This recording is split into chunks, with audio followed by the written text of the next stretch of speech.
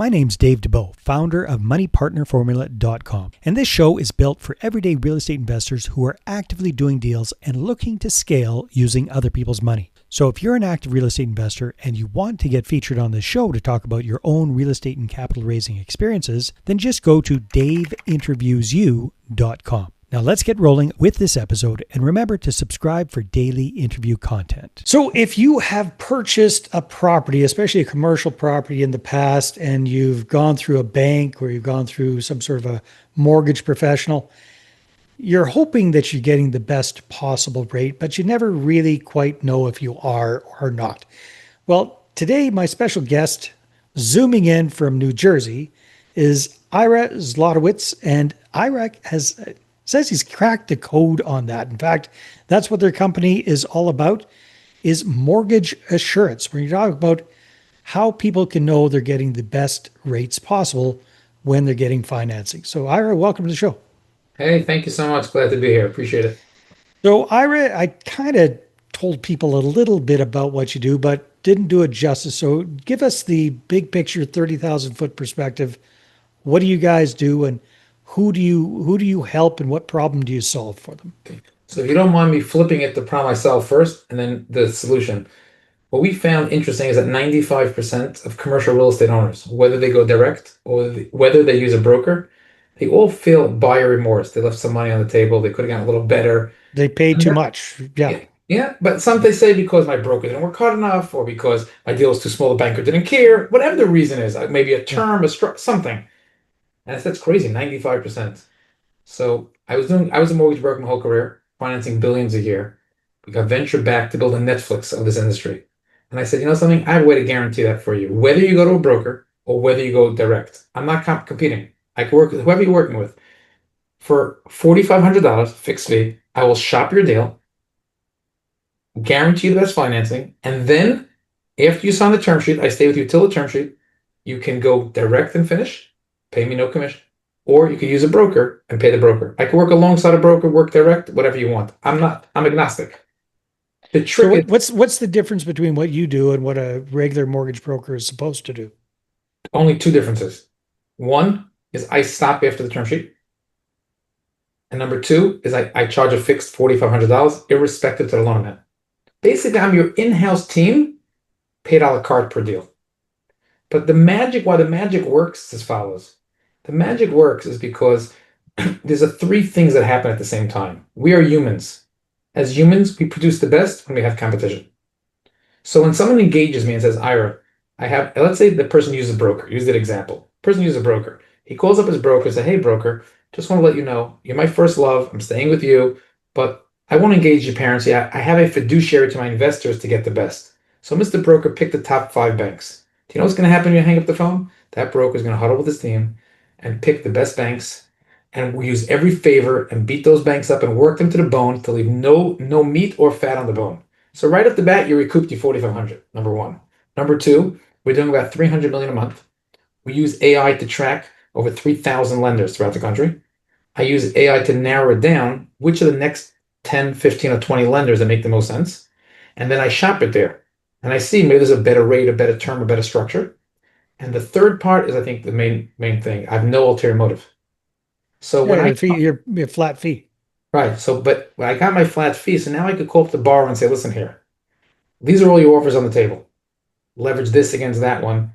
Normally, a broker only makes money if you use the new broker. So the second broker has a motive to take you to a new bank, even though your bank is a better relationship for you. Now I tell the client, listen here, your bank offered you 6. I have an offer at 5.7. You know what my advice is? Go back to your bank, see if they'll match it. And they go back, the bank says 5.8. I say 5.8 at your existing relationship for 20 years is not worth switching. I have no ulterior motive. So banks like me. There's always a love-hate relationship with brokers with banks because they love the broker to bring them deals, but the broker beats up the bank, not to net save the borrower necessarily, but to justify their fee in the middle. So they can tell the borrower, it's a net zero game. But meanwhile, the bank is getting squeezed. Over here, there's no ulterior motive. I could tell the client what it is, where it is, and I work alongside the broker. So there's no awkwardness. So explain to me, you lost me on how you work alongside the broker. I would imagine brokers would hate your guts. So vehemently. I would imagine that also. So here's the story. if most clients today shop the deal, you agree with that? Whoever Yeah, does, right? The yeah, typical they is should. pick up one broker or one bank and they typically shop it around, let a few brokers work it, best man win, right? So once broker number one has competition, he'd rather be me. Because if I'm another broker and I end up winning, he loses the deal.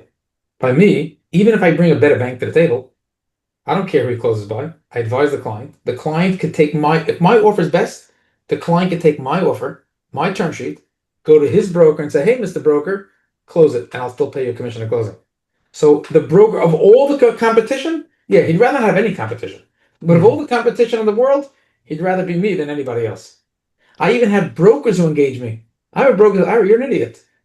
I have a $10 million deal. I'll pay the freaking 4,500. You go do all the work. When you get me the term sheet, I'll take it to the close. That's what happened. He paid me $4,500 up front, and he collected a $100,000 fee So, for. so you're not doing any of the actual brokerage work anymore, like the Past term sheet. financing. So, I mean, the answer is I do nothing past term sheet. I could refer someone out to another broker, like Mhm. my previous firm, right? But here's the interesting part. I'll tell you the interesting thing, which you might find fascinating. When I was, the negative being called a visionary is that sometimes you think too far out, the world never gets there. Sometimes so around the curve, you fall off the cliff, Yeah, yeah, yeah. When I first started, there's a big divide as to what a broker thinks a client is interested in and what a client really pays for. A broker thinks that the client needs me to get to the closing table. That's why he hired me. I do everything to get to the closing table. A client, get me the best freaking rate. I could close myself. You're smart enough to find the deal, raise the equity, deal with tenants, deal with the law, but you can't talk to a banker who wants to do business with you? Doesn't make sense. So what happened was, about 7, 8 years ago, I asked my top 10 brokers, I said, if a client had a choice after you delivered them a term sheet, that they could then close the transaction and only give you 25% of the agreed upon fee, but you're out of it. Or they would rather you stay in for 100%. What do you think they would say? Of course they want me to stay till the closing table. 100% of the clients Said said no. like, are you scamming me? Is this like a scam to see if I'm loyal? But once it wasn't a scam, they realized, of course I would stop then a term sheet. What do I need them more for? That's all I needed them. Get me the best bank. Yeah, So I yeah. realized over and over again when someone's not thinking, I call an owner. What do you use? My opening question to every client is, do you go direct, do you use a broker, and why? And when their answer is they use a broker, I say, why? To get me to shop it to the best deal. And I said, I'm just curious. If I told you right now I can't help you, but the best banker is Dave at ABC Bank, would you still use your broker or call Dave?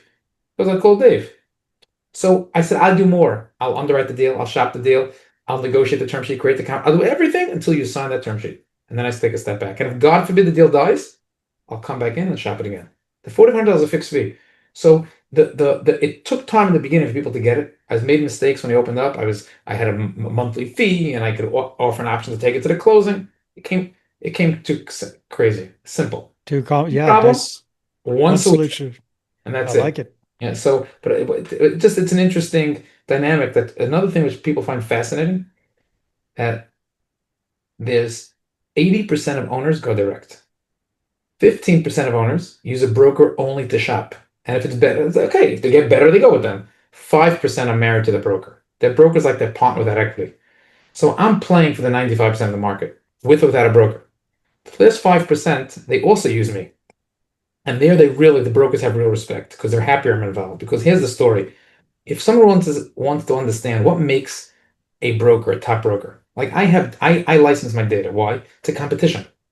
Because I used to think, why would I give my banks away? No. What makes a very good broker is how to use the data, how to understand the deal and structure the deal, understand the whole capital stack. That's what makes an amazing broker. Mhm. So I realized a top broker, what makes the top broker, they go to the top few banks. They know how to really work it. They don't want to waste their time and look like fools to a bank and have to say no to the bank. But the client says, I'm paying you $100,000, $200,000, $1 million. You're only shopping at the five banks. Let me tell you something, Dave. I called you up and said, Dave, I have an off-market deal. You stop what you're doing. You'll cancel this podcast and you can go look at the deal. But if I told you I'm sending it to 200 people, screw you. You're not going to Yeah, look at yeah, it, right? Same thing with the bank. You send it to 20, 30, 40 banks. It doesn't work. yeah. So, Because they've got no motivation, right? They know it. so, but here's the story. Where I perfected the art is that the first broker loves when I'm in the game. Oh, thank you, Ira. I know I want to end up at these three banks, or maybe five or seven. I'll go to them. You go to everybody else. So right off the bat, he's never the bad cop. So people say, so why does it work for you to go to 20 banks? Because I'm not wasting the bank's time. What I learned doing this my whole career Banks don't mind getting a ton of deals. What they mind is don't waste my time. Tell me up front what the story is. So I start this email like a teaser. Hello, Mr. Bank. The client is using Joe, his favorite broker.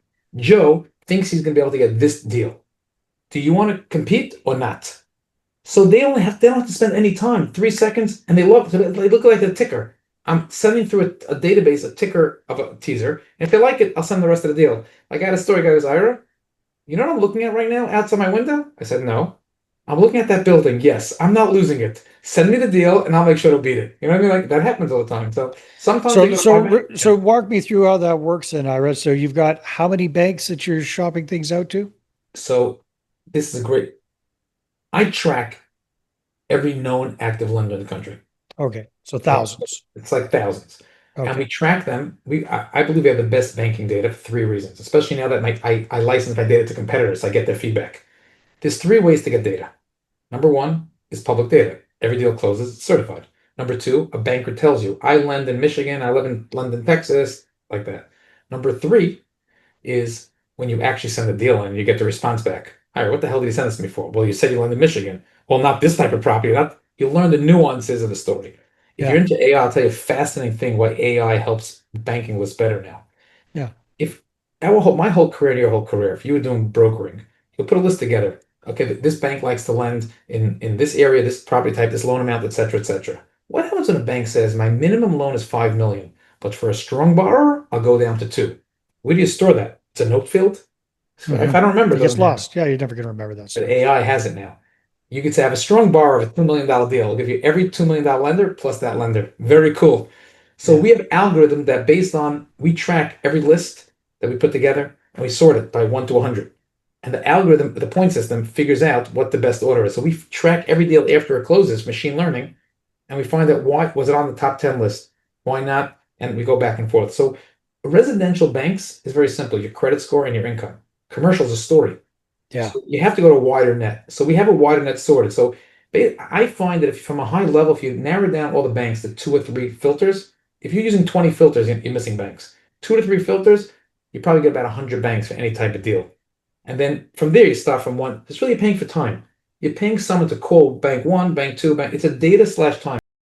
Hey there, if you're a capital raiser, a syndicator, or a fund manager, and you're looking for a steady flow of incoming accredited investor leads, then go ahead, grab a free copy of my new book, How to Get 20 Accredited Investor Meetings Every Month Without Cold Calling, Networking, or Chasing People. You can get that at 20accreditedinvestorsbook.com. Again, that's the number 20accreditedinvestorsbook.com. So that's what I'm trying to figure out. So when you are working for a client and you're shopping out their needs, how many of those, so you whittle your list down to, let's say, 100. How are you reaching out to those banks to see if they're interested The same in? old school way that a regular mortgage broker does. Email slash follow-up phone calls. The banks Yeah, aren't set up. Like my dad was a graphic artist. He had invitations. He has the first fax machine. He goes, the problem was that the other nobody person else. have it, so it didn't help, you know? So, Nobody sent a fax to. Like the right. first So, telephone, nobody to call. right. So I have a dashboard banks quote online, or I have an email, and both work together. And then AI updates the responses. But that's the reality. The reality is I go down. So sometimes like a client calls me up, before they pay me the money, they get what I call a free look. They called my guy. I think whoever doesn't call me to run the deal by me, I think they're crazy. Like Jeff Bezos says, if you live in America and you don't have Amazon Prime, something's wrong, you know? So I say, you don't have to use me, but at least run the deal by me. So sometimes someone calls me up and says, Ira, here's the story. I have this deal. I said, I don't have a freaking source for you. But the guy goes, I'm desperate. I said, if you want me to call the 100 banks that officially do this, I don't mind calling it. You're paying for the time. But I'll tell you in advance. Sometimes I can tell you exactly what I can do. You have a 6% rate?